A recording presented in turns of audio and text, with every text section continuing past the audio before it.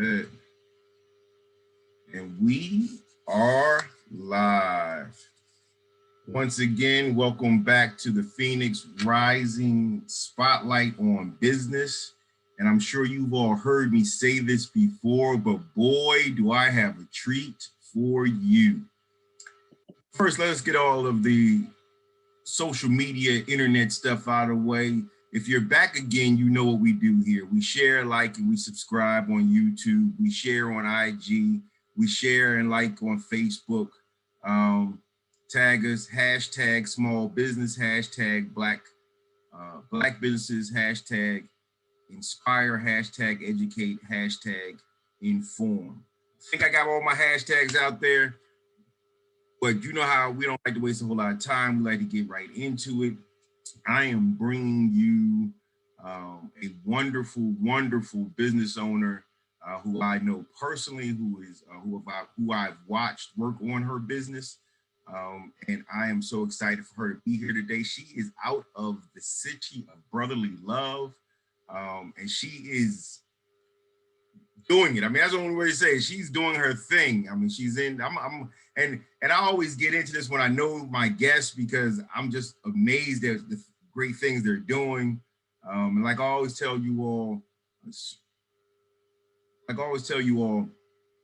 our business class, our business owners are our superheroes.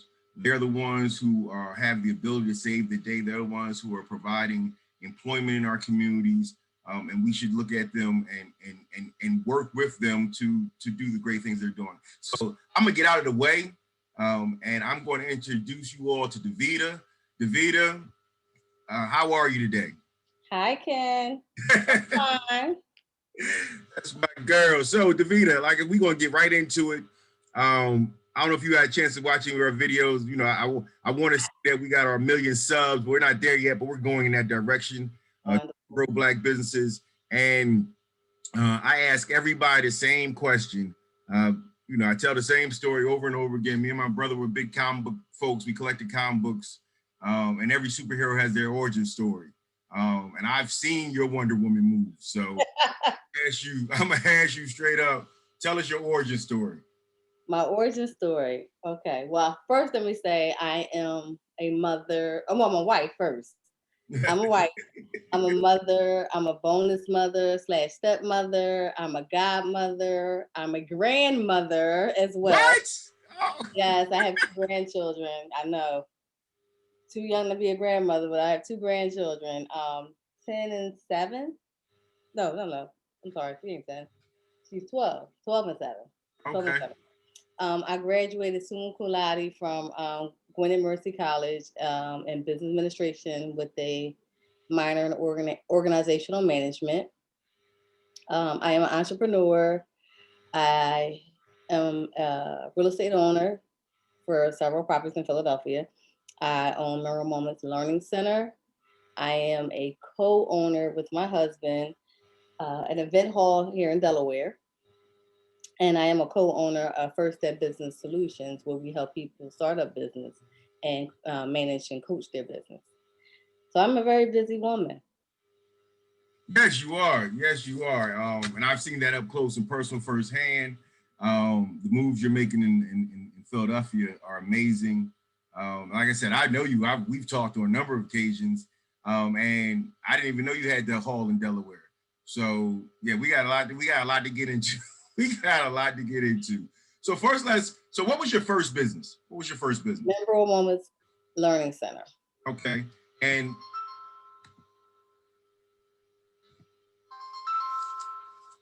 so your first business being Memorable Moments Learning Center.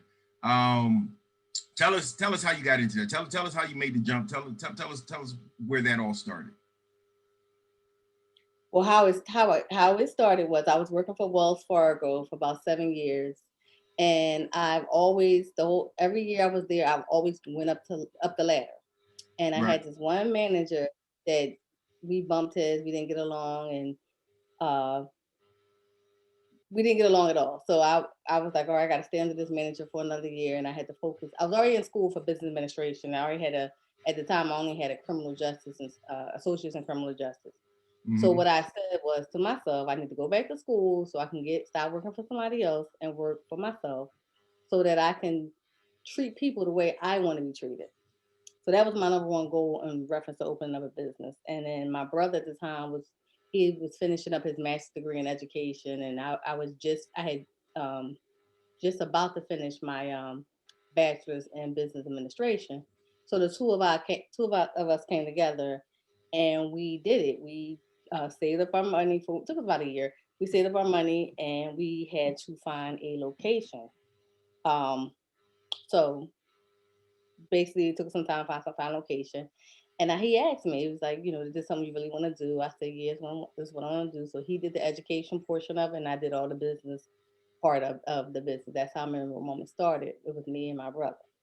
Okay. Fantastic. So if you don't mind sharing, how much money did you all save up for the initial startup? I think we probably saved between the two of us 10 to 15,000 apiece. Okay.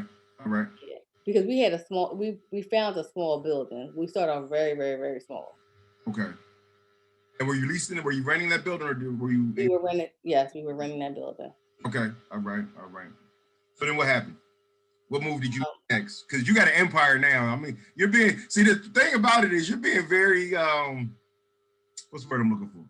Like folks don't know what I know. Like you got an empire now. So what was the next move? The next move, my brother got married, and it became a lot going back and forth with the new marriage and stuff. So he just decided he wanted to get out the business, and it was fine. It was no hard feelings, and we separated.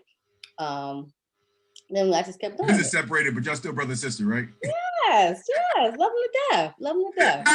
You gotta remember, we talking to millions of people, so we just gotta make sure. Oh yes. People be like, they don't talk no more. Business did that to them. No, that's not what business did. No bad blood, never, ever. I'm sorry. What was your question again? You said what happened? What was the next move? Because I don't want to jump ahead. Like I know you have 5 centers now, so right. I want to. What's that progression? Well, I'm gonna say from the first 4 years, 3 years. I'm sorry, first 3 years, I didn't get a second building until the second building I got was 3 years later, and then I owned that building. And then the owner was going through some situation from the building I was leasing, which was right next door to each other. Then I ended up buying the building. So then at the time I had 2 properties. Then later, I'm gonna say maybe a year later, I bought a building and did a soul food restaurant out of it. It became too busy. It was too busy for me. So I'm skipping ahead. My daughter now was about to open her soul food restaurant in that same building because I owned that building as well. Okay. Then after that, I purchased another building, and we ended up putting a school age program in that building. Say about like 2 years after that, I purchased another. I've been in business for 16 years. Then I'm gonna say 2 years after that, I purchased a building in West Philadelphia. So that made it my 3rd location. Then I came back to the West Oak Lane location and bought another building on up 2 blocks from the first original building, and that was my 4th building, my 4th location. Well, actually, I'm saying that backwards because the ones right next door to each other, they are under one license, so there's really one center. Yes. Then one is at 1801 Roslyn, that's the 2nd center. A 3rd one was in West Philadelphia at 1555 North 60th Street. That was my 3rd location. And then my next location was at 7905 Ogans Avenue, which that's my 4th location. And then my last location that I have in Child Care Center, that I manage is at 311 South 56th Street. So I manage all 5 locations, Memorable Moments Learning Center. And are you at capacity now with Memorable Moments? Since the pandemic, no, we are not. That is one of my, when you ask what's one of my challenges I'm going through right now, we are not at capacity. We're operating through 5 locations, but really it could minimize to 3 due to the pandemic. Okay. So if you're in the city of Philadelphia and you're looking for childcare, please check out Memorable Moments on Ogans Avenue or West Philadelphia. 60th Street. Put all the once I get this, we'll put all the links in the description below, because we definitely want to make sure that you're at capacity. So let's go back to when you started deciding to buy buildings as opposed to leasing. What was the discussion around that? How'd that come about? Well, my biggest fear when you lease is that you get someone's building up to code and they decide they want to do it yourself. And now I know they got to honor your lease, but then you put all your money into their building and now they decide they want their building, your lease is up. Now you got to relocate your business. And I never wanted to go through that, someone having to tell me, oh, well, I can't renew your lease. So now I got to move my clientele somewhere else. And it's kind of hard to get parents to follow you, especially if they're not in the same vicinity. So that was my goal to go ahead and purchase, because that was, I didn't want to put all that money into that building, because my first building, like I told you, I was leasing it and I put a lot of money into that building. Um, and then I decided, when she decided she was ready to sell at the price that I was willing to pay, I did the sell. Mm-hmm. Okay, so it was part preparation and opportunity coming together with your first building. Yes. Okay. And so let's go back to, because now that you've been in business for 16 years, and we're going to go back and forth. I like going back and forth because it allows for the conversation to develop, because I never know who's listening and what piece will be like, hey, well, if Davida did it, I can do it. So, you know, they can do it. They definitely can do it. I'm always looking for that nugget for our viewers. So let's go back to where you said you wanted to own a business so you could treat people like you think people should be treated and like you wanted to be treated. Now, 16 years later, are you still in that same mode? How's that go? Well, let me say this. I love my staff. I treat my staff real good. They shouldn't have no complaints. I really treat my staff really, really well. We do trips together that I do pay for. We do luncheons. They get we do a lot. Like I do lunch for them often. We do gift cards, just unexpected gifts. So I do treat my staff. That's why one of the books that I read was appreciation in the workplace, because my staff has to feel appreciated, because childcare has to be your occupation, not your occupation. Because you got to care for these kids. So if I treat my staff good, they're gonna treat my kids good. Right. I'm writing that one down. It's got to be your occupation, not your occupation. No, it got to be definitely your occupation. Not your occupation. Yeah, we're writing that down. And if you all listen, y'all should be writing that down too. That's a nugget. That's a nugget. Got to be your occupation. So what were some of the challenges when you and your brother were sitting down and saying, I mean, obviously, like I said, you saved the money. So I'm sure you had to forego some nights out and some dinners or whatever, baseball games, whatever your thing is. I'm sure you had to forego some of those. What's some of the challenges in getting the business started? Well, to get the business started, I had to put myself on a strict budget, and my budget was $100 a week that I could only, and that was covered my gas, it covered any spending money that I wanted. If I wanted to eat out, if I wanted to order out for my kids, I was on $100 budget for almost a year to get to where I needed to be, because I still had to pay my regular bills. So I lived on my own. I was a single mom. So that was a challenge for myself. My mother was a very good support person. She's no longer here, but that was the person that if I needed somebody to watch, because I still was in school at one time too. So I was still in school thinking about opening up a daycare center. Finally said, hey, I'm gonna do it. So a definite challenge was, again, I said, finding a location and then balancing being a single mom and working 9 to 5 and trying to think of starting this business. So what I had to do for that. So what I had to do was I also went part-time at my job to focus on opening up this business.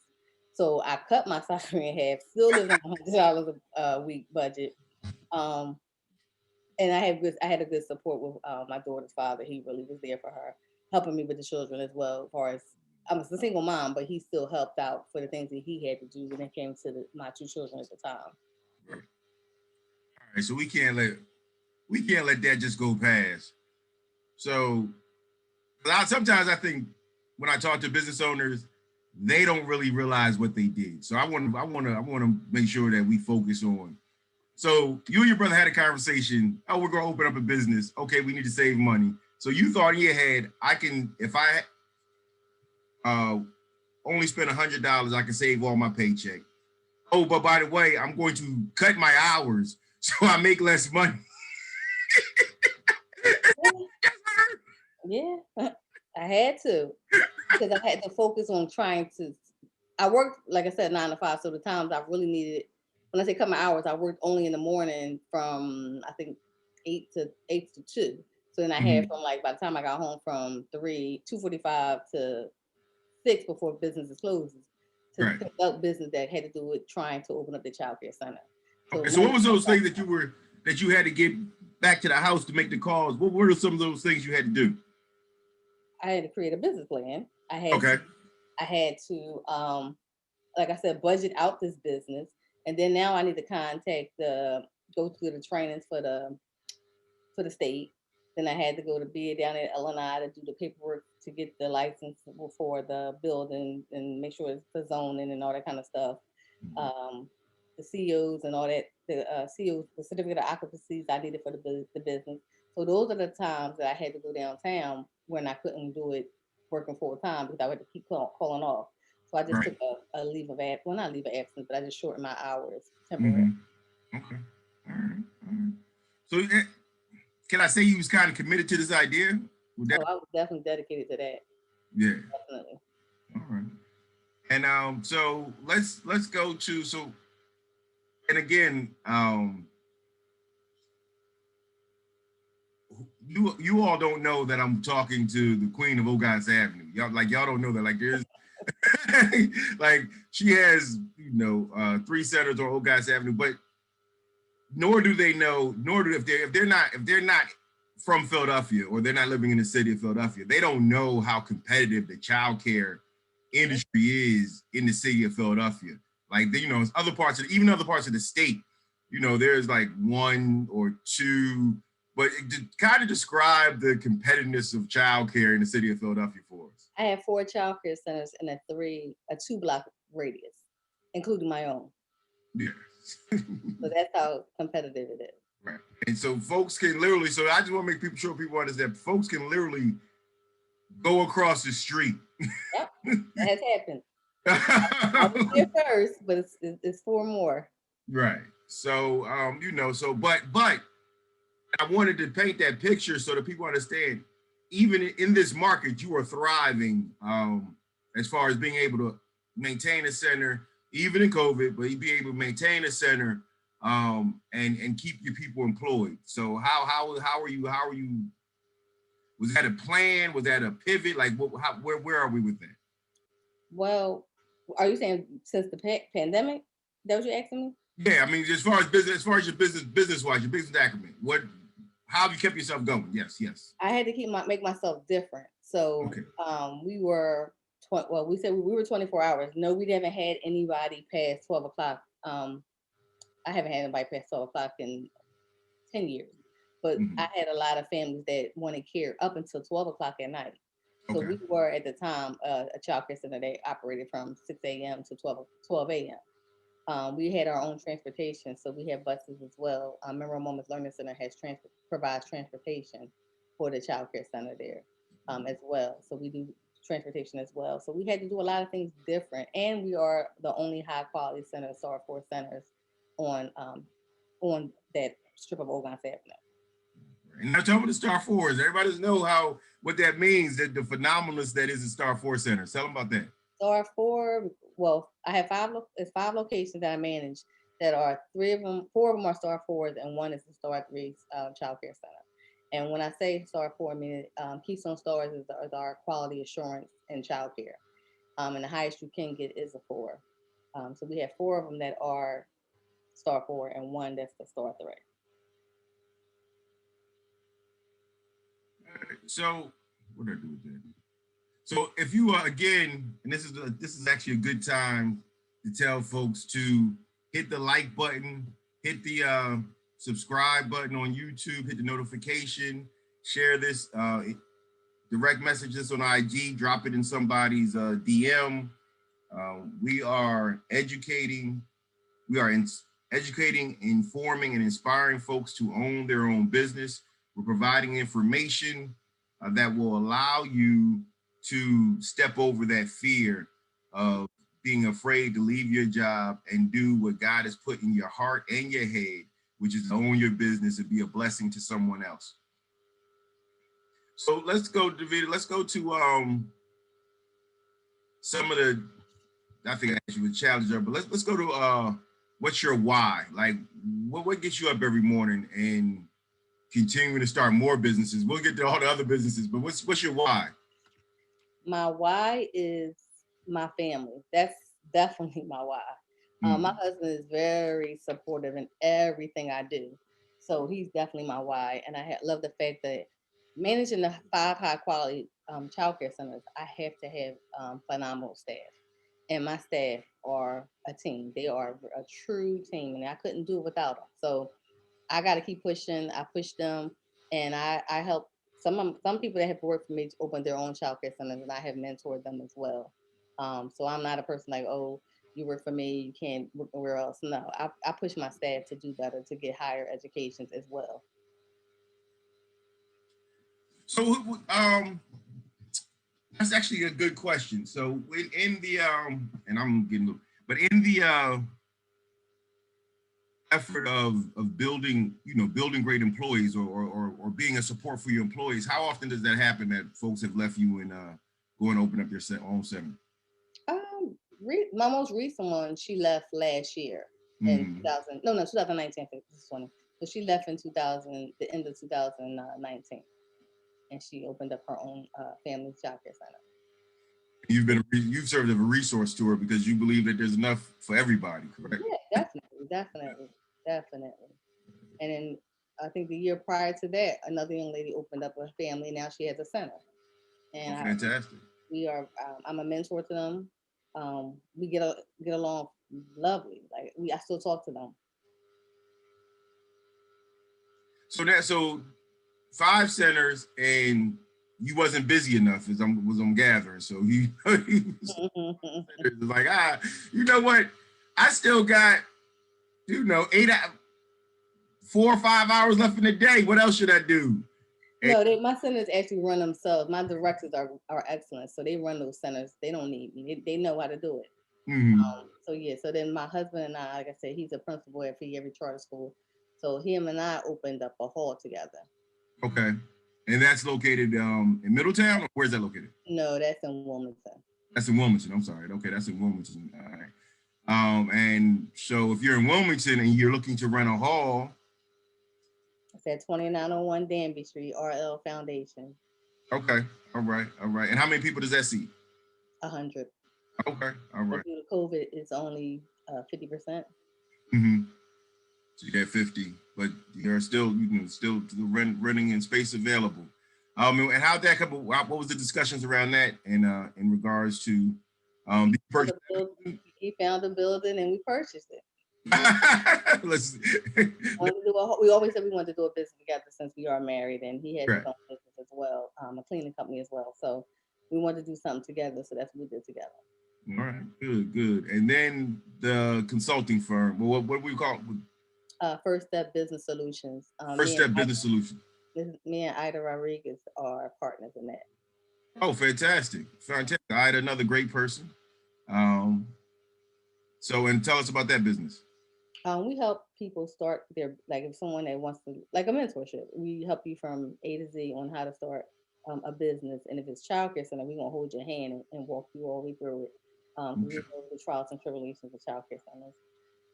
It just basically depends on what type of business. But we will help with budgeting. We help with creating business cards, logos, those kind of assets of the business. But as far as the childcare part, that's where we specialize, and we definitely specialize in the childcare center. But as far as putting someone on a budget, helping them get what we call RFQs, applying for different grants, we help with that as well. And is that nationally, or is that just in the Philadelphia area? Oh no, nationally. Okay. They have the grant. We help them write the RFQ. So it doesn't, wherever they at, we can help them. We'll find out, what the regulations for that state. but right now we do Philadelphia, Jersey, and Delaware. Okay. All right. So if you're in the tri-state area, please give Davida a call. All right. So Davida, this is where you plug all of your numbers on how they can get in touch with you, so they can support your business. Okay. You can fill their need. Well, I'll make it plain and simple. They can just contact me, and I can connect them to whoever they want to get in contact with. Okay. So I am Davida McCullough Harris on Facebook. I'm Davida, no, I'm Boss Lady Vita on Instagram. And if you need to contact me personally, my business help cell phone number is 267-236-3285, and I can just direct them to whomever they need to talk to, whether it's a child care center, whether they come on growing their business.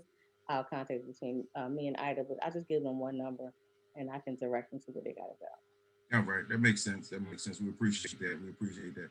Again, Phoenix Rising community, do not let this slip by. I'm telling you that this woman is a fantastic resource.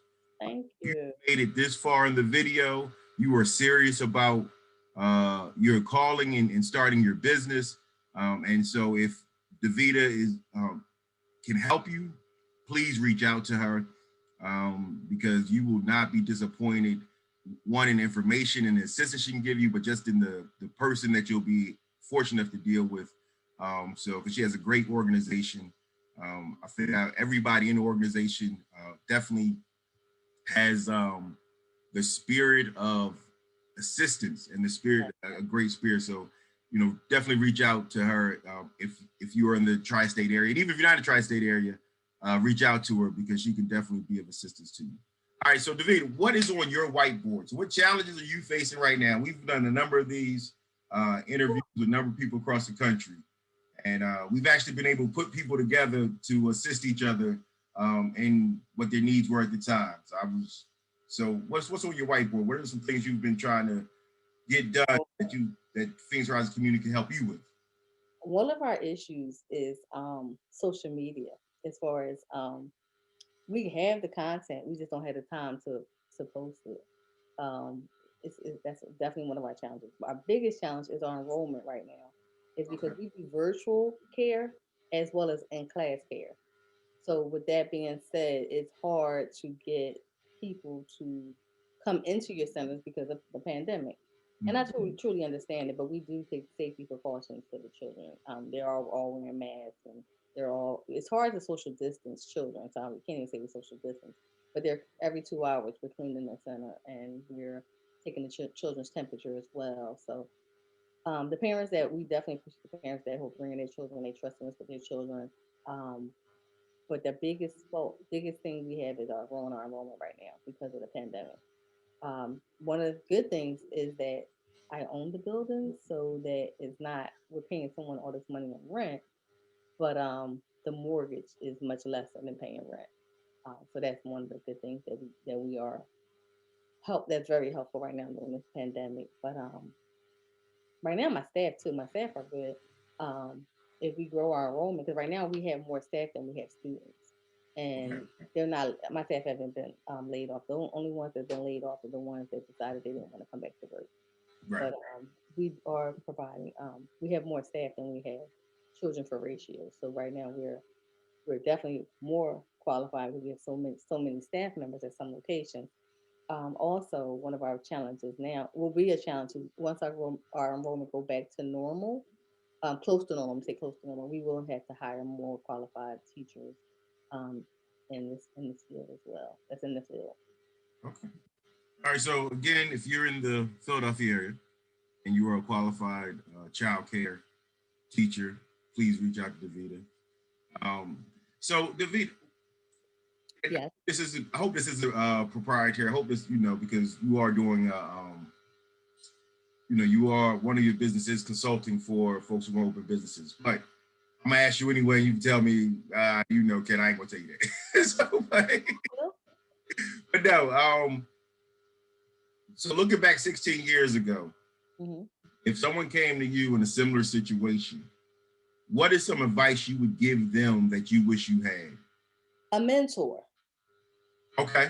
I wish I had a mentor. If I could take anything back, I would tell anybody to do is to get a mentor, because get somebody that's doing what you want to do and they're making it do for them, like it's doing for their family, like it's really providing for their family. Get a mentor, because I made so many mistakes they're very costly. So I would definitely tell someone, get a mentor, get an excellent accountant, and know your in childcare. Know you got no business too, not just childcare. You can love and hug them kids all you want, but if you don't know the business aspect, your business will fail. So you get someone that can help you. If you don't already know it, get someone that knows the business aspect portion of it and the person that cares for the children as well, and y'all will be a great team. But I would definitely tell someone, always get a mentor. If I had a mentor, I would have saved so much money. Okay, all right. I like the fact you said you would have saved money. You said you still would have did it, but you said Yeah, I would save more money on the way. those lessons were expensive, huh?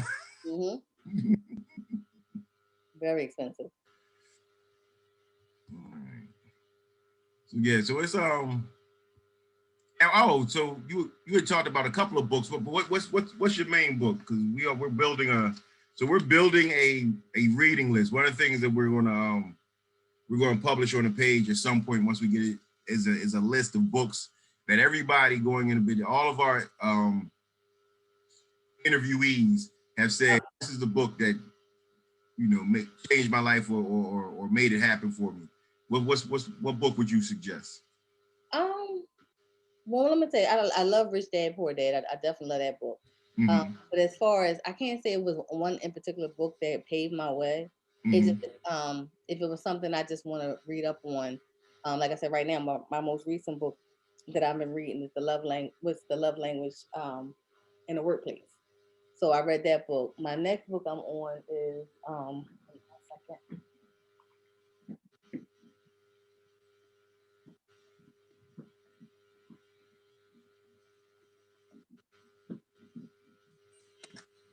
my next book that I'm reading is called Profit First. So this is the book that I'm about to start reading now. It's called Transform Your Business from a Cash Eating Monster to a Money Making Machine. So that's my next book that I'm on now.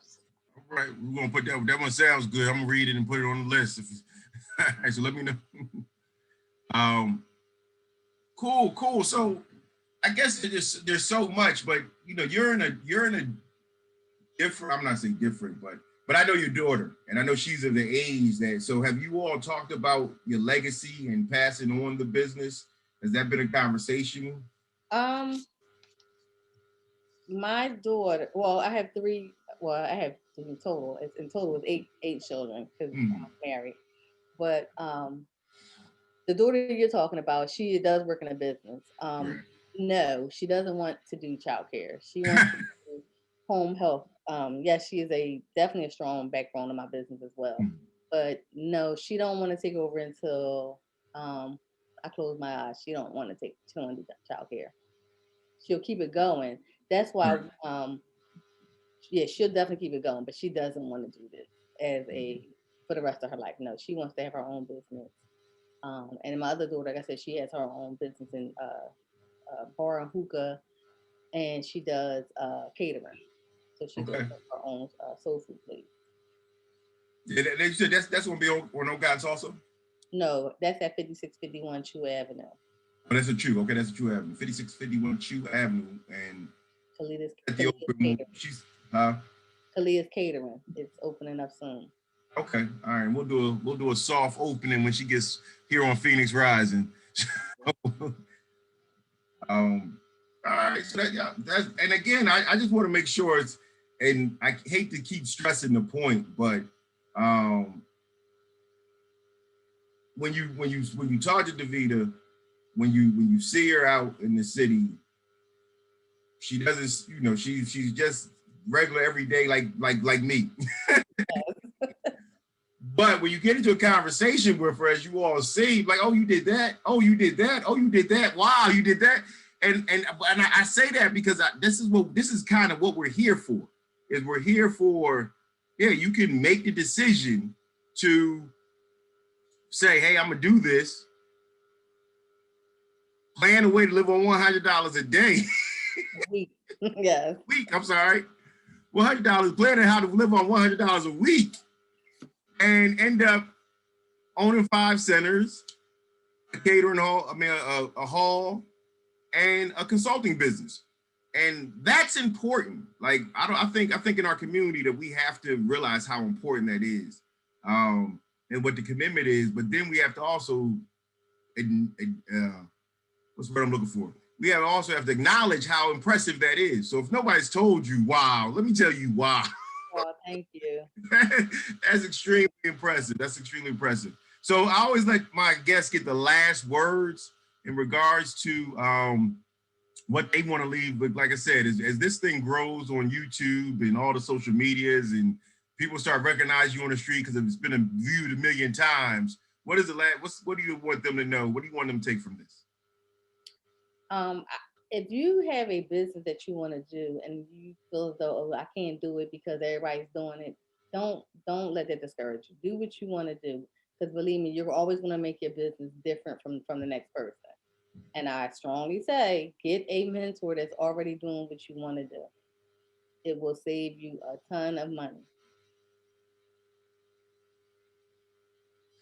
We're going to leave it there. Davida, thank you very much for your time. I know how. You're more than welcome. If I didn't know how busy you were, I do that. I'm not that busy. When you call me, I answer your questions. I do what you need me to do, and I put you to the person that can help you. Right. Yeah, that's true. That's true. You have a great organization. You have a fantastic organization. So, but I really do want to thank you. Like I said, this will be up. Like I said, we are moving the Black business class forward. We have a simple goal to, that 1 million people open 1 million businesses because there's room for it. This is America. Capitalism is alive and well. And go out there, stop being scared, and open that business that you're supposed to open. Yeah. With that, this is Phoenix Rising Spotlight on Business. You've been here with Ken Ward and Davida McCullough of Memorable Moments Childcare in the city of Philadelphia. Thank you and have a great evening.